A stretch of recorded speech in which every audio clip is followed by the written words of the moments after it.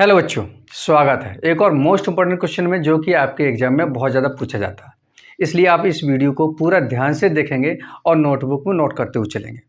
जो बच्चे पहली बार चैनल पर आए हुए हैं वो चैनल को सब्सक्राइब जरूर कर लें, जिससे कि आगे आने वाली वीडियो आपसे मिस ना हो। तो आइए शुरुआत करते हैं।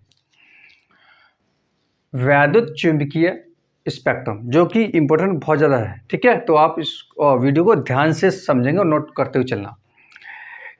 वैद्युत चुंबकीय स्पेक्ट्रम या फिर विकिरण बोलते हैं इसको, ठीक है। तो क्या होता है बेटा, ये न्यूटन ने सूर्य के प्रकाश का स्पेक्ट्रम प्राप्त किया।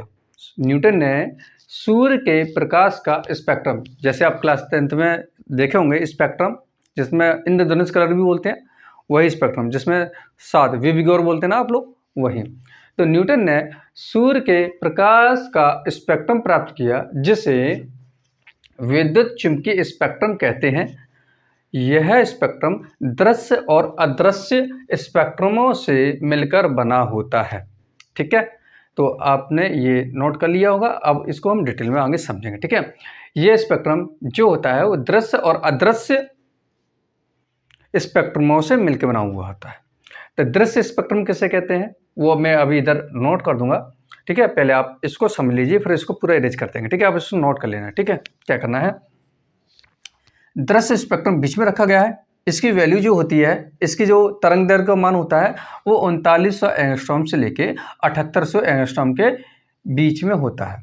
यानी कि 3900 एंगस्ट्रॉम से कम वाली तरंग दैर्घ्य वाले जो विकिरण होते हैं वो परावैंगनी में आ जाएंगे, यानी कि छोटे छोटे स्मॉल होंगे, वो इधर आ जाएंगे। और दूसरा जो 7800 एंगस्ट्रॉम से ऊपर होते हैं वो अवरक्त किरणों में आते हैं। उनकी जो वैल्यू होगी 7800 एंगस्ट्रॉम से ऊपर, ठीक है। तो अवरक्त, सूक्ष्म तरंग और रेडियो तरंग में आ जाएंगे, ठीक है। तो आपको ये टेबल बना लेनी है, उसके बाद में हम इसको इरेज करके और फिर कंटिन्यू करते हैं, ठीक है। आप इसे नोट कर लीजिए, फिर दृश्य अदृश्य और आगे डिटेल में समझेंगे। आइए बेटा देखते हैं दृश्य स्पेक्ट्रम।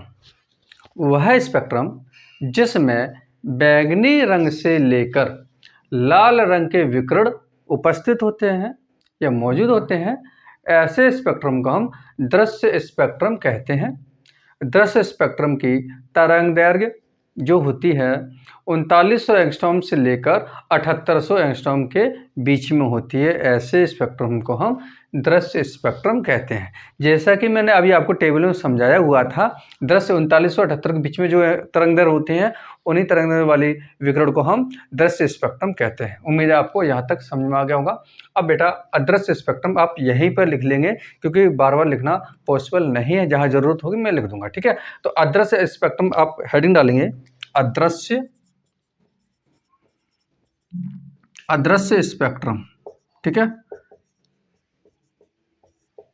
अदृश्य स्पेक्ट्रम बेटा क्या होता है, वह स्पेक्ट्रम जिसमें बैंगनी रंग से कम तरंग वाले विकिरण और लाल रंग के अधिक तरंग वाले विकिरण को अदृश्य स्पेक्ट्रम कहते हैं। उम्मीद है आपको समझ में आ गया होगा। और जिसके तरंग दैर्घ्य का मान 3900 एंगस्ट्रॉम से कम और 7800 एंगस्ट्रॉम से ज़्यादा होता है, ये अदृश्य स्पेक्ट्रम होते हैं। और ये 2 प्रकार के होते हैं, ठीक है। तो आइए इसको आपने नोट कर लिया होगा, समय साफ करके उसको डिटेल में यहाँ लिखता हूँ, ठीक है। अब देखेंगे बेटा परावैंगनी स्पेक्ट्रम। वह स्पेक्ट्रम जिसमें परावैंगनी प्रकाश की किरणें होती हैं, जिनकी तरंग दैर्घ्य के व्यवस्थित भाग को परावैंगनी स्पेक्ट्रम कहते हैं। इस स्पेक्ट्रम में 3900 एंगस्ट्रॉम से कम तरंग दैर्घ्य वाली विकिरण पाए जाते हैं, ठीक है। एक बार फिर समझेंगे, ऐसे स्पेक्ट्रम जिसमें परावैंगनी कलर वाले, रंग वाले जो तरंग दैर्घ्य होते हैं, उन तरंग दैर्घ्यों को क्रम से व्यवस्थित करने को ही हम बोलते हैं परावैंगनी स्पेक्ट्रम, जो कि ये बहुत स्मॉल होते हैं, इसको हम नॉर्मल आंखों से नहीं देख सकते हैं, ठीक है। उसको जो स्पेक्ट्रम की जो तरंग दैर्घ्य मान होता है 3900 एंगस्ट्रॉम से कम होता है, ठीक है। उम्मीद है आपको यहाँ तक समझ में आ गया होगा। अगर नहीं आए तो कमेंट बॉक्स में आप बोलेंगे। अगला पॉइंट है बेटा आपका अवरक्त स्पेक्ट्रम, ठीक है। तो ये 2 टाइप में विभाजित किया गया था। मैंने आपको बोला था दृश्य स्पेक्ट्रम के बाद में जितना भी था इधर और इधर वो अदृश्य था। इधर वाले को परावैंगनी स्पेक्ट्रम बोलेंगे, उधर वाले को अवरक्त स्पेक्ट्रम बोलेंगे। तो अवरक्त स्पेक्ट्रम कैसे कहते हैं, तो वह इसी को ठीक इसी से रिलेटेड डेफिनेशन दूसरी बनेगी, क्या है, वह स्पेक्ट्रम जिसमें इसकी डेफिनेशन जो है बिल्कुल इसी तरीके से बनेगी। तो क्या करना है, लिखेंगे आप, वह स्पेक्ट्रम जिसमें 7800, कितना अभी मैंने कितना लिखवाया था, दृश्य कहाँ से कहाँ तक है, दृश्य है बेटा 3900 से लेकर 7800, ठीक है, 78 से ऊपर वाले अवरक्त होते हैं, तो वही लिखना है, वह स्पेक्ट्रम जिसमें 7800 एंगस्ट्रॉम से अधिक वाले तरंगदैर्घ्य या विकिरण पाए जाते हैं, ऐसे स्पेक्ट्रम को हम अवरक्त स्पेक्ट्रम कहते हैं। एक बार फिर रिपीट करते हैं, वह स्पेक्ट्रम जिसमें विकिरण 7800 एंगस्ट्रॉम से ऊपर पाए जाते हैं, तो ऐसे स्पेक्ट्रम को हम बोलेंगे बेटा अवरक्त स्पेक्ट्रम। उम्मीद है आपको यहाँ तक समझ में आ गया होगा, ठीक है। तो बाकी का और जो नोट है वो लिख देता हूँ, आप लिख लेना। आइए बेटे देखते हैं इसके कुछ और किरणों के बारे में। गामा किरण है, जो इस टेबल मैंने बनाया हुआ था वो है, ठीक है। तो गामा किरणों की तरंग दैर्घ्य न्यूनतम व आवृत्ति अधिकतम होती है, ये प्लस पॉइंट है, ठीक है। ये आपको इसमें लिखना है, जिससे नंबर आपके फुल मिलेंगे। बहुत छोटा क्वेश्चन करने की कोशिश की है, बाकी आप देखें ये क्वेश्चन बहुत बड़ा है, ठीक है। तो जो जरूरी पॉइंट है वो मैं लिख दे रहा हूँ, ठीक है। तो यहाँ लिखेंगे आप, गामा किरणों की जो तरंग दैर्घ्य न्यूनतम होती है और आवृत्ति अधिकतम होती है, ठीक है। तरंगदैर्घ्य परास, इसका किसकी, गामा किरणों की तरंगदैर्घ्य परास। परास का मतलब होता है सिंपल हम कह सकते हैं रेंज, यानी कि इसकी जो तरंगदैर्घ्य वो कितनी छोटी से छोटी हो सकती है और बड़ी से बड़ी कितनी हो सकती है, तो उसी को बोलते हैं परास, यानी कि रेंज, ठीक है। तो तरंगदैर्घ्य का जो परास है वो होता है 1, अगर नहीं माने तो भी कम चल जाएगा, 10⁻⁻14 मीटर से लेके 10⁻⁻10 मीटर तक, ठीक है। ये हो गया किसका, गामा किरणों का तरंगदैर्घ्य परास। इसकी आवृत्ति कैसे कहते हैं, जो तरंगें हैं वो इस तरह लहराते हुए चलती है ना, तो कितने ऊपर और कितने नीचे गए हैं उसको ये इस तरीके से सिंपल सा समझेंगे आप, आवृत्ति कैसे कहते हैं।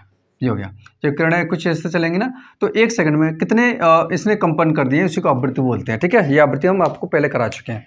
तो ये आवृत्ति, तो इसकी आवृत्ति परास यानी अधिकतम रेंज 3×10⁻22 हर्ट्ज से लेकर 3×10⁻18 हर्ट्ज के बीच में रहती है, ठीक है। ये गामा किरणों की होती है।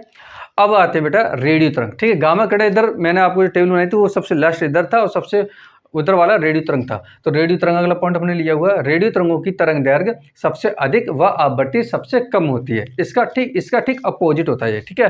तो इसकी भी तरंग दैर्घ्य का परास क्या होता है, a×10⁻⁻1, ठीक है। यहाँ पर 1 नहीं लिख सकते, सिर्फ आप इतना भी लिख सकते हो 10⁻⁻1 मीटर से लेके 10⁻4 मीटर तक, ठीक है।